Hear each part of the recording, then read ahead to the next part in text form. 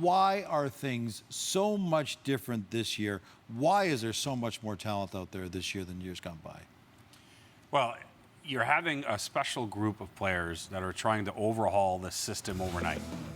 And it's hard to do because the problem with overhauling the system overnight is that you still have contracts that are a holdover from the other era that we're coming out of. So all these years where second and third line players are making $3 million plus a year, but now you're trying to sign these kids to way more money. The math has to work. Now, some teams can do better than others. Colorado's got tons of cap room. They can sign Rantanen when they finally figure that out, although they're trying to plan ahead to Makar and all the other kids. It's harder on the Leafs, harder on Tampa Bay, harder on Winnipeg because they're living in the here and now with a very tight cap situation. But these young players, the analytics all prove it, everything else, are having a bigger impact on wins and losses than ever before when it comes to players coming out of entry level. And they've latched onto that quickly changing landscape because it's only happened in a few years. McDavid, Draisaitl, Eichel, these guys came out and they all got that massive contract, whether they deserved it, whether it was appropriate. That's what's happened. And then as the league's gotten younger, the younger players have become more important on their rosters, and they're not afraid to go for the big bucks right away. Precedent's been set.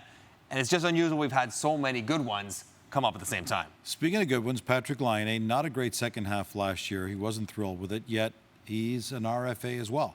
Are we getting any closer to a deal in Winnipeg with Laine? You know, I wouldn't say closer. I would say that, you know, the dialogue has been there between both sides, but I think a lot of it at times has been philosophical more than financial in terms of how all these pieces fit in Winnipeg and where Laine fits in. And that makes sense because of what you just said, Gino, you know, the struggles that he had in the second half.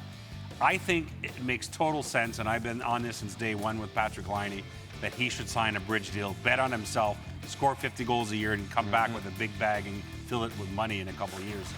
You might say, well, why would the Jets want to do that on the flip side? Well, because right now they're trying to sign Kyle Connor.